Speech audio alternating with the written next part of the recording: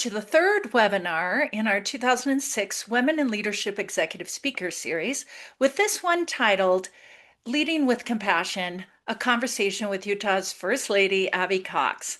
I'm Dr. Susan Madsen, the founding director of the Utah Women in Leadership Project and an extension professor of leadership at Utah State University. I'm the host and will be interviewing our guest here today. This event furthers the mission of the Utah Women in Leadership Project, which is to strengthen the impact of Utah girls and women. We serve Utah and strengthen Utah, I should say, and its residents by first producing relevant, trustworthy, and applicable research. Second, creating and gathering valuable resources. And third, convening trainings and events like this that inform, inspire, and ignite growth and change for all Utahns. So I'd like to thank our sponsors, our own Utah Women in Leadership Project, and also Utah State University Extension. And I'm going to, since there's just two of us here, we usually have more than just two of us talking. Abby, I hope you don't mind. I'm going to do a little bit of a longer bio for you. And I love this bio. As Utah's First Lady, Abby Palmer Cox hopes to inspire Utahns to break down the barriers that separate people from treating one another as equals. She is an outspoken advocate for getting proximate. I've heard you say that many times in speeches. Connecting through our differences and combating the empathy crisis in our country right now. Born and raised in the small rural town of Mount Pleasant, Utah, Abby grew up on the Palmer family ranch, where the values of hard work and grit were a way of life. And she enjoyed a close-knit family with loving parents, two brothers, seven sisters. I have heard that before, but I didn't remember that. Seven sisters. Both she and Spencer graduated from North San Pete High School and Snow College. He followed her to Utah State University, where she earned her degree in special education with a dual emphasis in early childhood and severe disabilities. After law school in Virginia, Abby and Spencer returned to Utah to raise their family in Fairview, a town of about 1,200 residents located 2 hours south of Utah's capital. And Abby, I think one time I texted you when I was driving through Fairview. Do you remember that? Yep. I did. You were, I don't know where you were, but you were around. I'm just like, just letting you know, it's beautiful there. Good. So, throughout the 7 years Spencer Cox served as lieutenant governor, the family lived in and commuted from Fairview. And now they reside in Salt Lake City at the governor's mansion. But you always, Abby and Spencer have their connections to rural community, and that remains strong and a priority for their family. Abby has always been active in her community through PTA involvement, church youth groups, and service to the homeless. Abby enjoys riding horses, reading great books, music, hiking, running, and family outdoor activities. And she and Governor Cox, who was her high school sweetheart, are the proud parents of four children. And one last thing, Abby's initiative as First Lady is showing up, quote, showing up, because you can pretend to care, but you can't pretend to show up. And she uses this platform to champion projects related to educator wellness, foster care awareness and support, expanding access to Special Olympics unified sports programs in in schools across Utah and statewide. So long bio. Glad we're done. Loved it though. Yeah. I think everybody needed to know some of that information. But I wanted to start by just having you tell us more about your initiative, Show Up, and anything else you're passionate about doing these days. This is your platform to talk about that. Thank you, Susan, and I appreciate this time to come and talk to the folks on here and really share about leadership and just admire you in so many ways and the work that you're doing and the organization. It's we have always been supportive. We've done stuff for a long Yes, time, you have. especially in rural Utah and rural leadership with women in rural rural Utah, which I really love. Yeah, so show up is really about that idea. The areas that we work in are, seem a little disparate, but actually when you think about it, it really does. It's this umbrella of showing up for the most vulnerable. It's the umbrella of how do we take care of the people that need us most? How do we show up and see people that need us in so many ways? So the first is Special Olympics. Again, my background is in special education. I just have just a huge heart for people with intellectual disabilities and the unique struggles that they face and families face as they try to educate their students and create an inclusive environment for them in schools, in communities, wherever we are. And so that's a real passion of mine. So that unified sports is where kids with and without intellectual disabilities play on the same teams together. We I have love it. really successful programs throughout the state now, especially in our high schools, middle schools, and then that unified PE element in the elementary schools. So it's just a huge passion of mine. And if you haven't been to a Special Olympics event or unified event, you need to go because it is literally the most joyful thing you'll ever experience in your life. And you will walk out and say, take all my money, because that's how it works. I It's need to do that. I have never been to one, and I've heard you talk about it numerous times, but I need to make that a priority. Yeah. It is really something special. So I've been involved in not, I'm on the Utah board for the Special Olympics Utah board, as well as, been very involved in the national and international organization of Special Olympics. So just huge passion for me. And I just think it's really important. Number two is educator wellness. Yeah. We can talk, I know some of the questions, but the reason and why I got to educator wellness, again, background in education. My mom was an educator. My grandmother was an educator. Oh, Lots of educators in my family. And I just feel like that's another passion of mine, and really making sure teachers have what they need to be successful in the yeah. classroom, that they can stay there, that their mental health and wellness is a priority, so that they can show up for their students in the Yeah. best way. We cannot help those kiddos if we're not helping the helpers. Yeah. And so to me, that is just like upstream of how we get kids what they need. Uh, And that's I have to say that that's more and more important. I know things we did a lot of data collection during the first part of the pandemic from women, and we got a lot of women educators who were struggling mm, with trying to figure out teaching with parents, misbehaving in some ways, I should yeah, say. And even though the pandemic passed, the mental health issues of our kiddos, as you called them, of any age, and our teachers are of great concern. They're great concern to me. So I think this is so important, Abby. yeah, yeah. And a huge majority of our teachers are women, Yeah. women that are working, women that are leading in their schools and in their communities. And so it really is important for us to highlight them, to make sure they know they're seen and valued as huge contributors to the success of and the future of our state. So that's why I've Yeah. really focused there. Yeah. And then the other focus area is foster care. If we think of the most vulnerable kids, period, in our state, are our foster children. And those are kids that have been abused or neglected, have been removed from their homes, Mm, and then are placed within the foster care system, usually in another family. Really, the focus of Show Up in our initiative is surrounding those families that are doing the work mm. to make sure that they have, again, you'll see a theme, which is helping the helpers, make sure that we have Oh, yeah. strong families that can take these kids, that can love them, that create this culture and environment around them, so that um, they can have that stability in their life, whether that's for a short time, whether that's ends up in permanency. We just have to have more and more high quality families, and Yeah. more families that are supported. Most of our families, foster families, leave within one or two placements, and the Oh, number one reason they cite leave. is lack of support. So Mm, we created a program called Care Communities, where we are surrounding families with people who from your congregation, from your neighborhood, from your business, whatever that is. And then we are training these care community members with the trauma training that they need to help those Yeah. families the best ways. They've signed confidentiality agreements so they can actually have those Mm, conversations legally.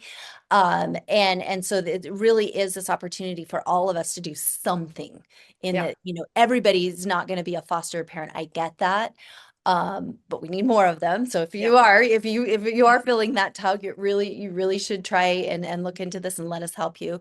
And then the other thing is like, okay, maybe that's not me today and maybe it's not me right now, but it's certainly I can take a meal, I can be Yeah. a Yeah. tutor, I can, sit with mom on a court date, whatever that looks like, whatever that family needs. So that's really the program that we've been focused on and creating with Utah Foster Care. And then last but not Thank you. least is overall service. How do we, we've been working with Yeah. our service organizations in around the state, but we specifically have been working on that next generation. How do we, as a state, we are number one for volunteering, number one for charitable giving every year. But that's not always going to be the case if we don't We have need our kids we to have to want to. make sure we have that next generation. So we've been working with the colleges and universities in their service organization, creating Okay. this summit for them to try to figure out how they multiply and how we keep this momentum of our state of that culture of service and volunteering going. So you've got That's four. that's our four focus areas. Yeah. Oh, I love that. I was going to make a quick comment about the foster. What we know from the research is foster kids are less likely to finish high school, to go to college, to do those things that are then all linked to getting productive jobs, better families, less crime, all of those things. And so I love that you've taken on as part of your piece some of the most vulnerable kids. And Well, and on that yeah, point on the research, we just got some new numbers from Utah, and the our foster children are the highest number for dropout. yep, That yep. includes, every demographic. Wow. It's foster kids that have the highest dropout Wow. rate or the lowest graduation rate. And Yeah. so again, that leads to a lot of these other statistics that are Yeah. really scary They for just the need good families, but the families need support. yes.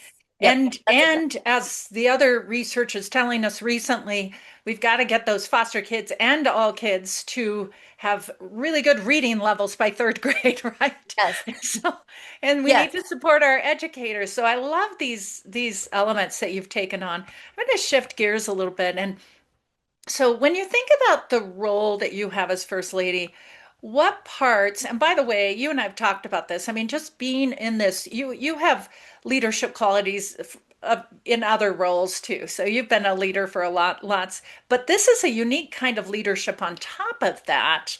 And so what parts of your role have surprised you the most in both maybe the challenges, but also the opportunities? Yeah, thank you. It's such a great question and really one that I've thought about. There you think you get thrown into this role and you just it's not something you sort of thought about or it wasn't something I applied for or tried to do. But what's interesting is I started to draw back on some of those lessons I learned first of all as a young child, Yeah. growing up in a church community that prioritized getting up in front of people, like being able to speak from a very young age in front of a group.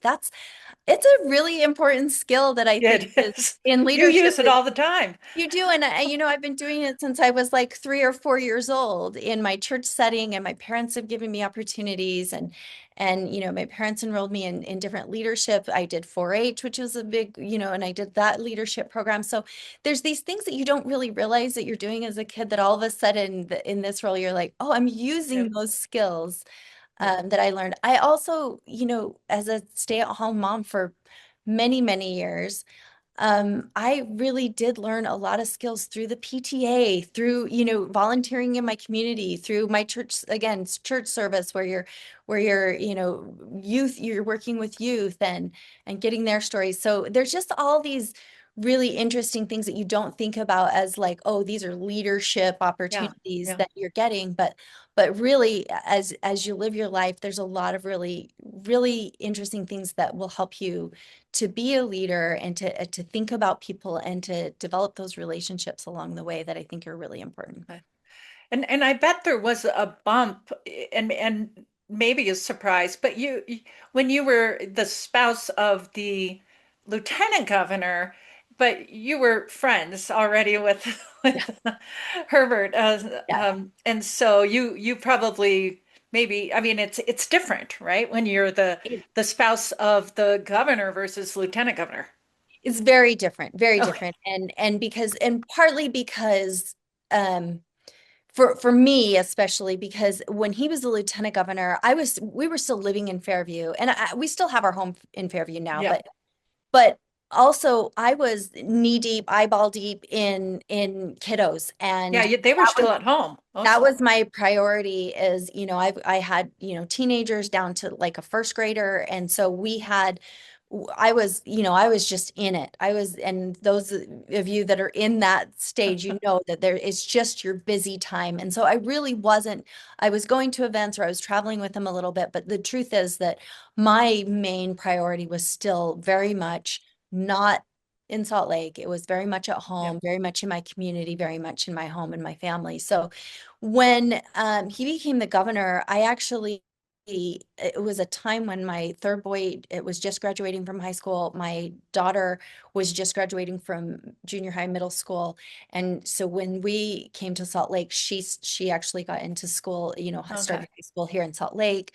And so it was just a different, and I'm literally just Okay. have one kid at home. So there's a lot of first spouses across the country, and I learn from them, and they are mentors to Yeah. me. And it's a really, like a really fun club to be in because we can really, there's only like 50 plus of us. So like there's just only so many people that understand where you're Yeah. at Yeah. truly. And so it's really been fun. But for me, it was really like I was at a time in my life where I did have the Yeah. capacity You could to embrace it. start doing things. So there's a lot of first spouses around the country that maybe do one or two things, or they're just not involved, or they've got their littles still at home or something Yeah. like that. And now, but this was a stage in my life that I really Yeah. couldn't. So it is a big initiative. It's a lot of, it really is full-time plus for me Yeah. to Yeah. do this stuff, but it is a time in my life where I can. And I I love and I it. get that people are And different. they're your different. passions too. Yeah, Like that's what's you've fun. chosen Yeah. them based on your That passions. is that is what's fun is like Yeah. I did get to sit down and choose exactly what I wanted to do and I'm doing it. So I that love that it. is actually really the fun part. I love it. Well, we titled this webinar today around it's called Leading with Compassion and a conversation with you about that. So I want to bring us back to that. And those of you listening, if you have specific questions, I'll be checking those out in another probably 10 minutes. So if you have some specific questions, send those my way. So you've emphasized compassion really as a core leadership value. So, what does compassionate leadership look like in actual practice? Especially, can I just say this? Especially in moments of conflict, of misunderstanding. We have a lot of those Yeah, these we do. days. We do. What does that look like? Yeah, thank you for the question too. So I was listening to a podcast a while ago and it was talking about that word compassion and it really it means exactly with passion. So if we think about Ah, compassion, it's with passion. So compassion is to me is really like leading with your heart. And mm, and yes, there's times these are really tough times to sort of lead with your heart because you put your heart out there and somebody's going to come along and just step on it and smush it and tell you shouldn't be out there. Um, I think it's even more important now to lead with compassion than ever because what we're seeing and there's this chaos level that we're all sort of like living through and living with, but I for me it's just like, look, I frankly don't, and maybe this is not a good way to do it, I know personally for me I have to just not get inside of that chaos. And mm, for me to lead with, for example, when Can during you separate that sometimes? I mean, you have a way our, you can separate that. you can, because I just don't see it. I don't want to see it, so I don't see it. I mean, so let me just, like, for example, um, during our first campaign, I've always been, my dad was like a political science major. He like Huh. loved politics. He loved listening to, loved current events, always reading the newspaper, always had the radio on, da, da, da. So I grew up in this like very involved world. When Spencer was lieutenant governor, I was like, okay, I don't want to be that dummy that doesn't have any idea what's going on. And I really need to, have that as part of my, like, I need to be involved and understand things. And then during our first campaign, I was like that. I was looking at things. I was looking on social media. I was, engaging with friends and people. And what happened was I just started to see just a really terrible. I started to see people saying things Ah, that I don't like. You're my neighbor, and I don't want to know your inner thoughts, to be honest. I really don't. that makes sense. I just don't need to. I need to No. walk down the street. I need to go to my church, and I need to like walk in and give you a hug and smile at you and Yeah, not know all your inner yeah, political yeah. thoughts. And so in order for me to have this compassion for people, I really did have to disengage from social media. Mhm.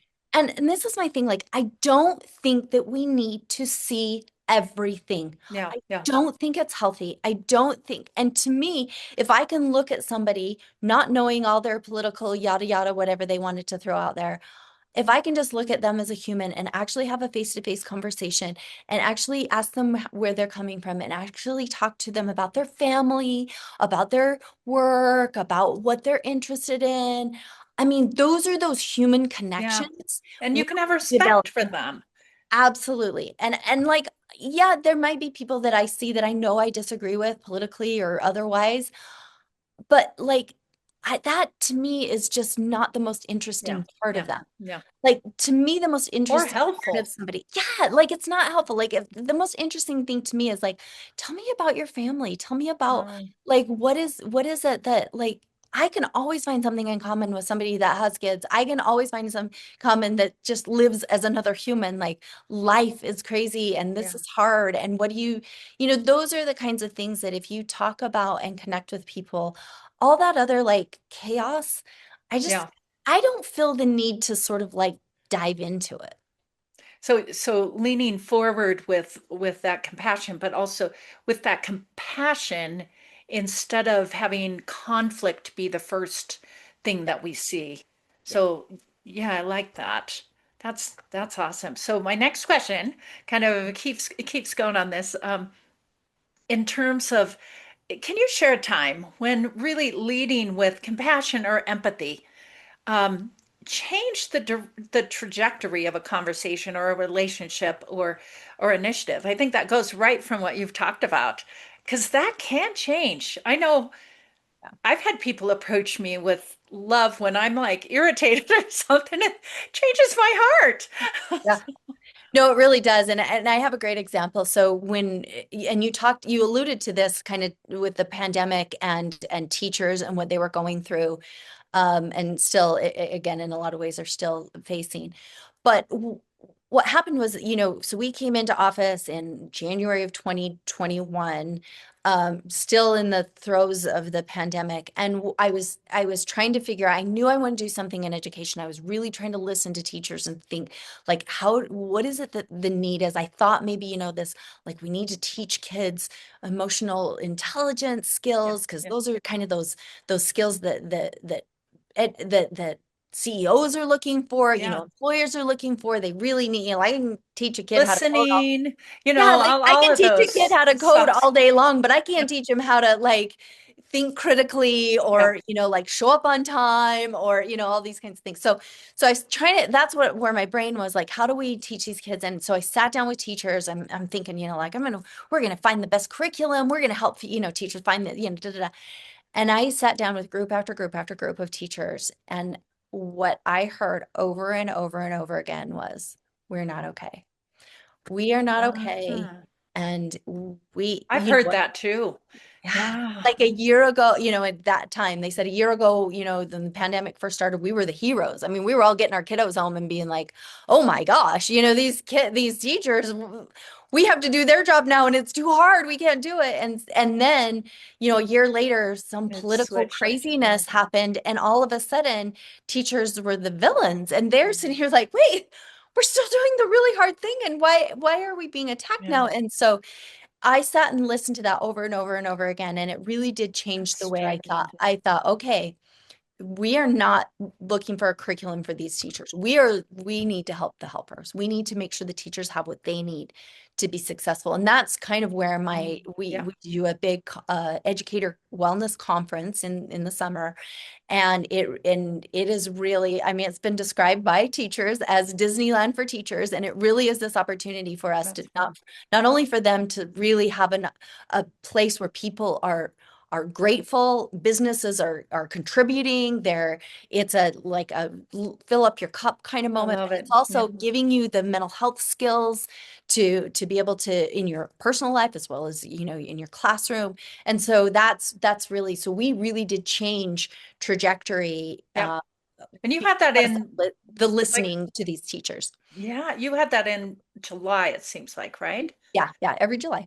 And how many teachers end up coming? If I went the first or second year, I think, and it was a lot of people. Yeah, so this last year was our biggest one ever. We had about 2,300 Oh, teachers for our one-day conference.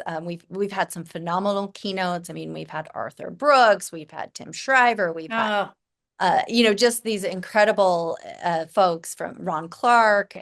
Educators know him, yeah. but it's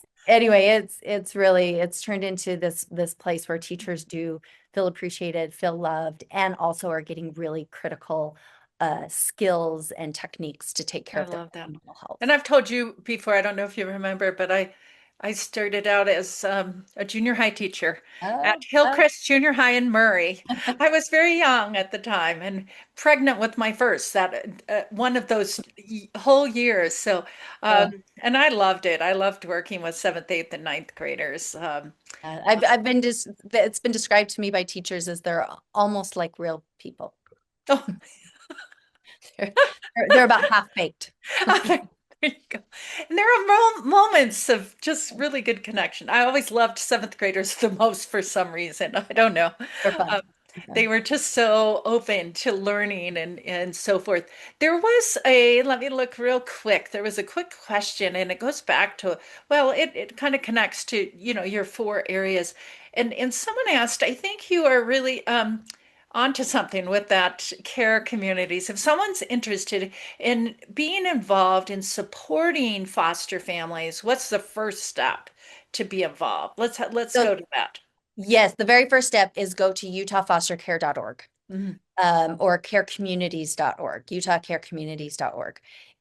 Go to that website. Utah Foster Care is the organization that the state contracts with. It's a 501(c)(3). It's a nonprofit that the state contracts with to recruit, train, and retain foster families. So our care communities is actually embedded within Utah Foster Care. So Oh, okay. it's a nonprofit organization that we're not running from my organization standpoint. We are running it through Utah Foster Care. So we're Okay. helping to create the That's financial perfect. entity so that they can function through it. Yeah. But yeah, so Utah Foster Care, again, we're trying to set up care communities around the world. We did a 2-year pilot program, which was phenomenally successful. We got the Sorensen Impact folks that did an impact study on those 2 years. So Oh, we have all nice. our research. We're not just I'm willy-nilly doing glad. this. So you'll be happy to know that we have I been am glad. following the research, and it's been really successful. So we're in the stage now where we are trying to scale it statewide. I love it. I love that you're basic. You knew that would get to my heart because Yep. I just believe you do research and you follow the research to get the best practices and what you're doing. Someone also asked to follow up on that. Are care communities available to kinship families who lie outside the formal care system? I don't know anything about that. It's a great question, and the short answer right now is No. no, Okay. just because w- again, we're just starting small. We would love to get to that point with kinship for sure. Um, We would the other tricky part with kinship, sorry, I don't want to get totally into the weeds, but like I just want to let people know, like if you have kinship, if you have somebody in your family that is fostering that's a kinship, it would be really great if they can go to Utah Foster Care, get the training, and that actually helps Oh, it okay. actually helps them get the Yep. resources to be able to have that more robust help around them. We love that kinship. We want kinship. It's Yep. actually better. Again, if you look at the research, the outcomes are much better for people that have some kind of, so you're not leaving your full connection of people. It really is better to have that That connection, makes you know, sense. connection. Yeah, Yeah. so if we can do that, that's great. But what we would love is those kinship. Sometimes they say, "Okay, I'm just going to take them, and then and we're just going to go," instead of like going through the specific training that Utah Foster Care can help with, and then be able to get those Yeah. resources. That's the That's the ideal. sometimes people don't want to do that, and I Yeah. get that, but it really does help to get those resources, and then we can kind of look and see what kind of Yeah. wraparound services we can give those Thank kinship you. families. Great questions. Thank you. And I wanted to grab one more question before I have a whole list, so we'll never get to. But I had all kinds of. I'm a very curious person. But one other person said, and this related to your comment about the teachers are not they're not okay. They're struggling. But this person says, any suggestions for nonprofit leaders because nonprofits for right now are in not all, but m many of them are feeling kind of beat up themselves.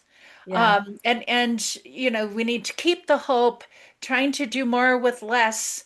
And when we're in nonprofit work, our hearts, it's not just for money. No, our Yeah. hearts are in there. So what, you know, what is I mean, we all need mental health, right? We now need to be strengthened. So what suggestions do we have for nonprofit leaders today as well? Hang in there. Yeah, That's I know. one. I know it's not, it's a terrible, I probably don't have a great answer, but I do, one thing that has worked for our organization and my Show Up initiative is a nonprofit. It's a 501(c)(3). So, um, I would just say that working, what we found is that really collaborating with other Yeah, organizations, other nonprofits that are doing similar work yeah, seems to really be like our it seems to be our bread and butter. It really does help us to sort of connect that way. If you're talking about just being successful as a nonprofit, especially with the craziness of funding and all the things that are yeah, going on right now, and so like, first of all, I'm sorry. I mean, it's just yeah. hard. I mean, I'm a huge supporter of PBS. I was on PBS board, so I mean, everybody's trying to rethink how to do things. So I would say on that side of it, certainly just make sure Yeah. that you're collaborating with other Have that nonprofits. community. Yeah, Yeah, and that really seems to help like sort of multiply yeah. your abilities in your area. So I would think that on Oh, the that's mental great. health side, as far as just, I mean, it's just all the same things. It's like you got to figure out how to take care of your mental health. But I love the idea. We had this great keynote speaker last year at our conference, our teacher conference, and she talked about capacity, which I really loved. If you see her on Instagram, her name is Raquel Hopkins, and We'll send a follow-up yeah, email and she's we'll she's put just great. resources. I watch her little videos and I watch her the things she's doing, and she really is. And she talked to the teachers about building capacity instead of sort of protecting your mental health. She's just saying Oh, use those really tough times and those things to really build your capacity, which I actually loved. It was a great thought for me to like help my kids through like kind of some really tough times, to say like, actually, an old farmer in Fairview, an old rancher said to me one time, bad days or hard days don't have to be bad days. That oh, I like that. I and like that's that. I do too. I love that because hard days doesn't, if we're going through hard things, if things are hard, it doesn't have to be bad. Yeah. As we build our capacity to handle more things, we actually become stronger. So And there's a way to do that. I know I've read about that, of course, some research around that, but I felt myself do that. I mean, I've gotten to points where I've had so much to do. It's hard, but then I push my brain to do it differently. Do yeah, it And I, even as old as I am, I think I have more capacity in Yeah. many ways, but you still have to Yeah. know when to take care of yourself and so Absolutely, forth. absolutely. Yeah, I'm not, I'm not yeah. advocating you like But run out of there's, your skin and try to do all the things, but certainly you have to, have to know yeah, yourself and have to really pace yourself. it's But interesting. also, but I think we've gotten into this thing with mental health where it's like, ooh, protect your mental health, protect it, protect Yeah, it.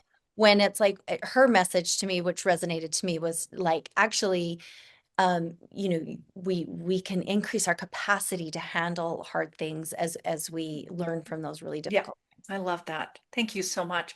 So Utah, as you well know, Utah's home to diverse communities with different needs, different perspectives of all kinds. So what have you learned from your work the last years about bringing people across those differences together? I know that's one of your passions as well. You have lots of passions, I know. So what have you learned? Well, we spent an entire year and then year leading up to it, and then a couple of years since, as Spencer was the chair of the NGA, Yeah. uh, National Governors Association. And you get to do an initiative, and we did an initiative that many of you maybe heard of. It's called Disagree Better, and Yeah. now it lives on as a 501(c)(3) actually, and Oh, actually it's okay. more important. We've gotten more interest in the last 6 months, as you can imagine, in this Yeah.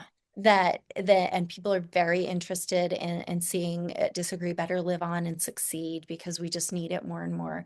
So what I've learned is that and through the research that we've seen from Disagree Better, so it wasn't sometimes you look at this, oh, it's nice, fluffy, like we should be nice to each other, yada yada.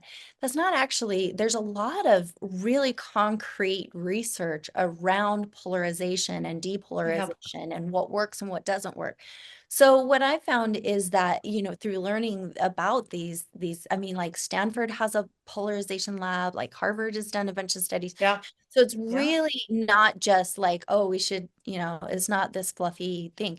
There really is some science Yeah. behind how this works. So what I've seen is I will just give you my quick and dirty. This is like if you're having a hard conversation, and I've used this with my family. I have kids that have vastly different political views than myself or my husband.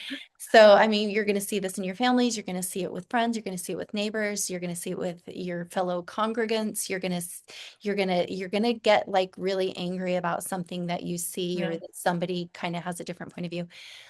The best, the like the number one thing that you do is you sit down and get your body right. Don't let that, like fight or flight come out up in you, and get your body right and have the and sometimes you can't have the conversation.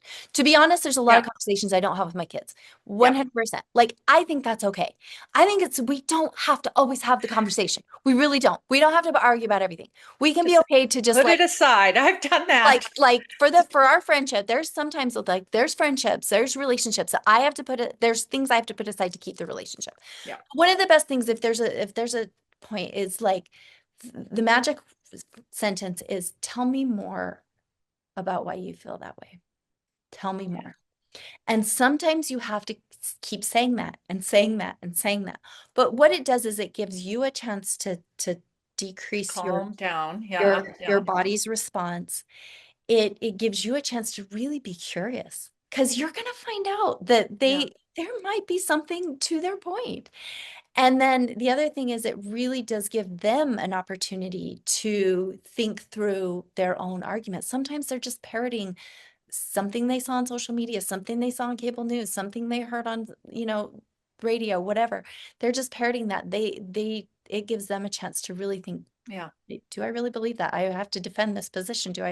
Or I really have to think of why I Yeah. believe that. So that's the But you have to be listening. If you say that, to be you listening. have to be listening. And then my favorite term is just that's interesting. Yep. Instead of making a judgment, Yep. I'm not great at that all the time, I know. I'm but not. when I'm on top of my game, I'm Yep. like, that's interesting. Yeah. Like that's instead of the judgment. I love that. Yeah. Thank you. So no, those are just, and again, there's a whole, if you want to go to Disagree Better, there's a whole website on Disagree Better that gives you like really concrete ways to depolarize your Yeah. own speech, your own conversations, and it really is. It really is great because Yeah. we, again, like we all need this. It's a polarized time. And I will just like on that point, sorry, this is just like, I don't know if You're you good. can ask this, but like we don't need to consume everything on the internet. We We don't don't need have, to we shouldn't have consume, time. but we also don't. I mean, I watch my kids and they just feel like if they are not consuming all this Mm. every minute, then somebody's suffering is going unseen. And Oh, what happens is we're giving away, we're coming from an external locus of control, which yeah, means like yeah. it's everything's happening to us and we're just piling on. And if you're a compassionate, empathetic person, It can it's kill you. gonna kill you. And I watch this with my own kids, it is just weighing them down. And just because you don't see every single thing does not mean like when you see it, it doesn't mean that suffering's going away. It doesn't mean there is not one darn thing you can do Yeah, about that. for most. But what can I do? What I Mm. can do is there are, again, a bazillion nonprofits right here where you are in every one of your communities that is helping people. So I can actually take back my locus of control. I can have this internal locus, like I'm actually going to do something. I can't do anything about Gaza. I can't do anything about Ukraine. I can't do anything about that. But you know what I can do? There is a refugee in my community that needs some support. There is Oh, a foster kid or a yeah. foster family in my community that needs support. There are pets that, if that's my thing and I'm into animal, I have another first spouse that is his initiative is really taking care of And animals. good. And so like if animals are your thing, then like go volunteer. If reading and kids go into a school and help a teacher, We need like that. go read to a student. So to me, it's like you don't need to see all the chaos in the world. It's not healthy. We were never Yeah. built for that. We were never supposed to be taking on the entire world's horrible things and storing it inside our bodies. It's Mm. really, really dangerous. And so for me, it's like, yes, you should be doing something, but it's in your neighborhood. It's I'm in, smiling because I'm like, that was a great soapbox. That was a sorry, great that's my, soapbox. yeah, I Jane. love it. I can feel your passion. It's awesome. I'm looking at the time, and I'm gonna move us to a few leadership class. I'm a leadership Yeah. professor, and I actually have some leadership students joining in today.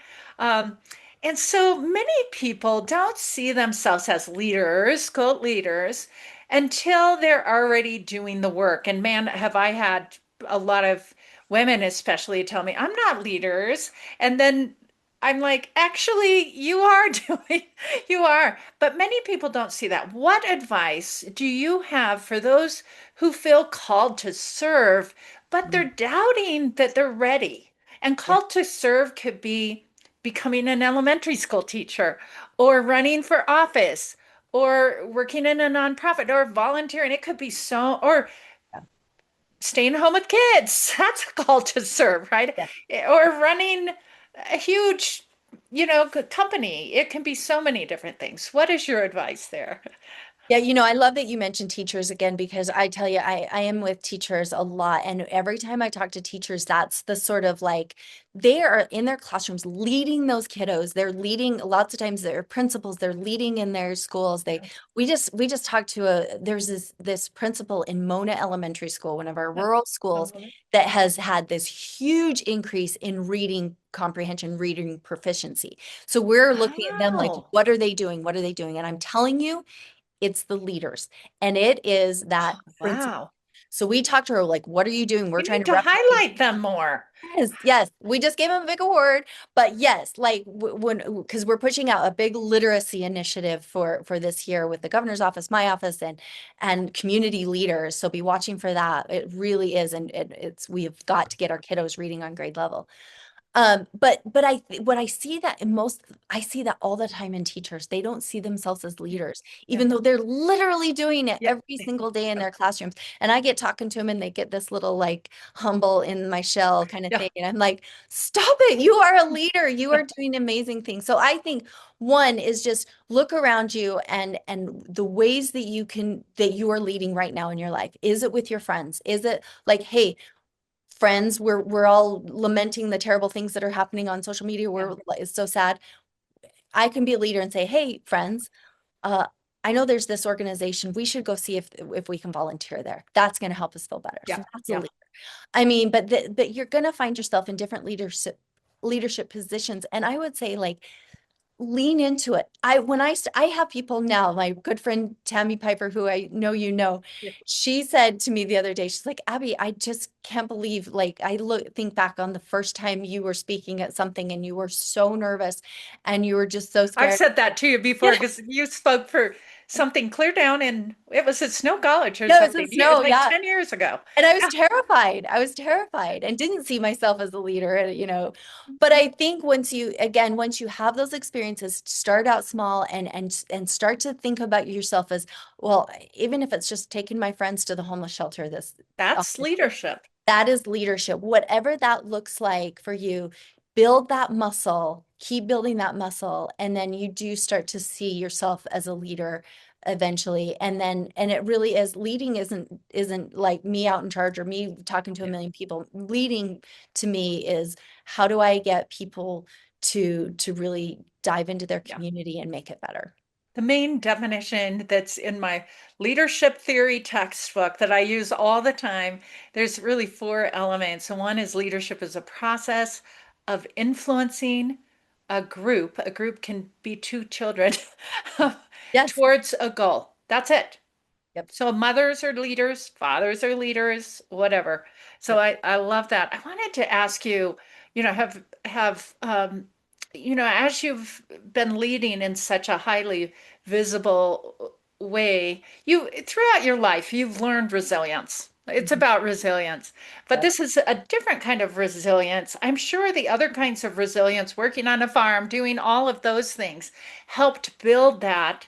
But have you learned more since you've been in this about resilience? We have to build resilience in ourselves and people around us and our kids. Yeah. That's the way forward. What have you Yeah, learned? yeah, absolutely. Resilience is such a key thing.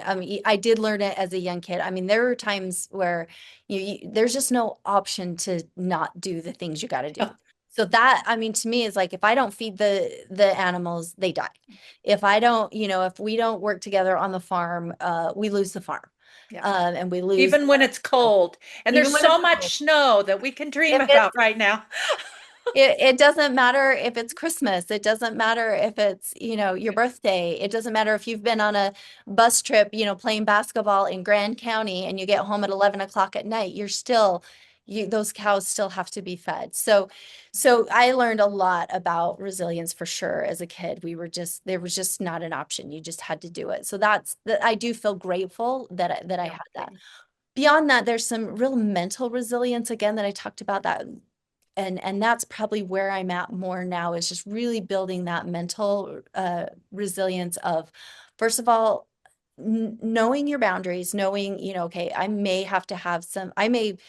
had to push through a lot of, like, I don't want to go to this event and I gotta go. Like, there's things that you just gotta go do, and I'm Yeah. exhausted. We've been on a long Yeah. travel schedule, and then I have, but I've said I would come to this event, so I'm Yeah. going to do it. Things like that. That's But just, do you try to give yourself grace, like even the next day a little bit for yeah, no, healing? I do. And Oh, and one of your questions that you probably get to, I don't know, but it was really about, like, how do I step back and, like, do take care of that, yeah. where are those boundaries? And I will just say that for me, the taking care of myself, the resilience part of that, where I'm just, there are times that I got to set some boundaries about how much Yeah. how much You have capacity to. do I have, and you do. I mean, I go home. You got to find your things. Where's your, I go Yeah. home to Fairview. We still have our house in Fairview. We were over there That for. probably feels good. It's The like I come air. up over, if you know Sanpete, which you don't, but like Hilltop, there's Hilltop in it. You come up over Hilltop and you see the Sanpete Valley. That's what, like, my soul just starts to, like, come Oh, back to life. And if I'm on a horse, every chance oh, I get, if I can go home and ride the horses with my sisters, then that's where my soul fills up. So it's just little things like that, spending time with my kids, spending time with my family, like, just taking those times to really recharge is really great. But also, like, knowing that you can do the hard things and just push through it. Sometimes there's just some like muscle memory that you push through and then you realize you can do bigger and better things. Yeah, my daughter has a 6-year-old and she's got twins that are 2. And Oh, her husband was gone with the military for 6 weeks recently. And she would say, I can't do this. This is too yeah. much. This is too much. No, And then, I'm telling you that we stage. help, but she made it. And it Yeah. was hard. It Yeah. was hard, but and I worry about the upcoming generations, of not having the what we had. We've Yeah. got to somehow create that, but it's hard. It's a different world for our kids. It is. It is. And I will just say to all those, if there's any young moms, like that is bar none the hardest stage. I will take what I'm doing now, Oh, that kind of me exhaustion too. over the when my husband was the mayor and the bishop of our congregation at the same Oh, time. And I had 3 little boys, and then I actually had Emma Kate, my baby, at oh, the time. And I'm like, I would 1,000,000% that's so do hard. what I'm doing now, then go back to that time. Well, Abby, you hear this, but grandparenthood is like the most awesome thing. I'm People used to waiting. say that, but I just went down on Sunday and spent time with these 2 twins and my 6-year-old, and they're just a delight.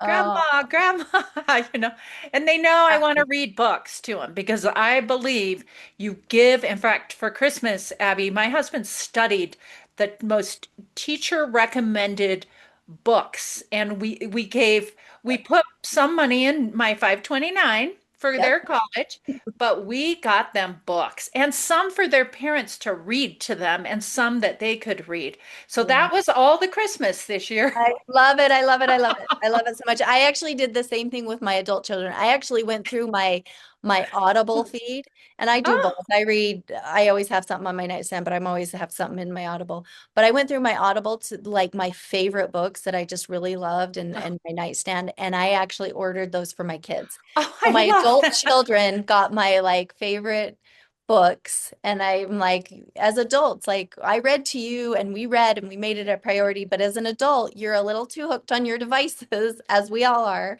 and it's time to read again. Oh, I love this conversation. Our time's almost there, but I want to ask you two last questions.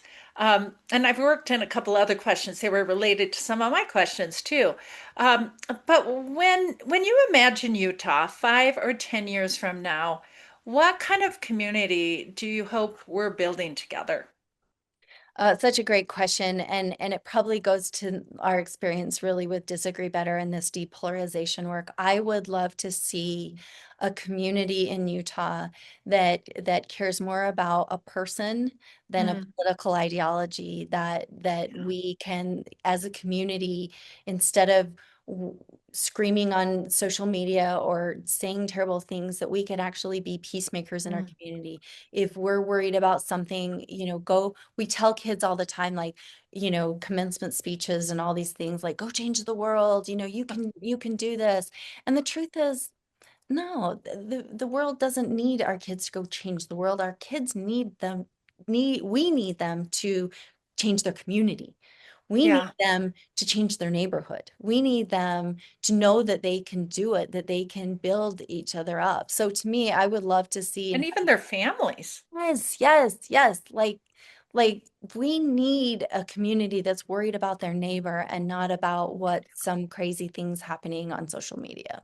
Uh, Agreed. So agreed. Last question as we wrap this up is, as you're thinking about, advice you'd give to the people who are listening in right now, but we'll have a lot of others.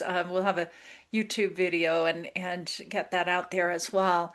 Um, what would you, what advice would you have, including what's one thing that you would suggest they do today? Great question. I guess Narrow all of it into one I know I thing. was No. gonna say, I think I will go back to like, so I was just thinking about, there's sometimes my schedule is like insanity, like, just all the things and the travel. And then I get these like couple of days where like I don't much there. And yes, I do take my time and kind of like have some downtime. But I thought about it when I get piling up a few days in a row where I like don't have a full schedule. I said to my team today, I said, I want to go in the school. I don't want it to be weird, and I just want to be like a mom coming in, and I don't want it to stress the teacher out, but I just want to go in. I had this moment. I think so. My advice is just go out and serve somebody today. I was in Mhm. a school shortly before Christmas, and I get emotional talking about this. You're getting me emotional. I I know. could see it coming. I was in a school right before Christmas, and it was a big assembly of reading, getting kids excited and motivated to read, and incentive programs with the Garfs, the Garf Family Foundation. Just amazing. Kathy Garf was there. Yeah. It's just such a great organization, and they do so much to incentivize kids in school to read.